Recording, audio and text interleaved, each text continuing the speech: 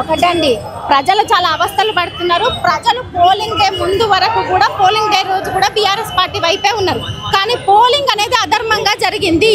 ఈ రోజు అధర్మ యుద్ధంలో వాళ్ళు గెలిచినాము అని ఫీల్ అవుతుండొచ్చు. అది అధర్మంగా గెలిచిరు.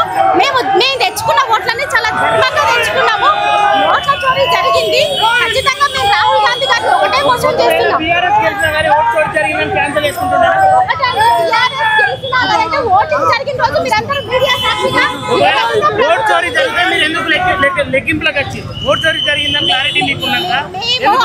అడుగునా ఒకటి మా తరఫున కూడా ఓటేసిన వాళ్ళు చాలా మంది, వేల మంది ప్రజలు ఉన్నారు.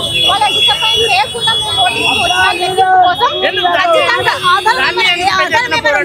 ఖచ్చితంగా చేస్తామండి. మేము అయినప్పటికీ కూడా ప్రజాస్వామ్యబద్ధంగా ఎలక్షన్ లో పాల్గొన్న వాళ్ళు చాలా మంది ఉన్నారు కాబట్టి వాళ్ళ డిసప్పాయింట్ చేయకుండా బీఆర్ఎస్ పార్టీ ఈ రోజు ఓట్ల లెక్కింపుకు వచ్చింది.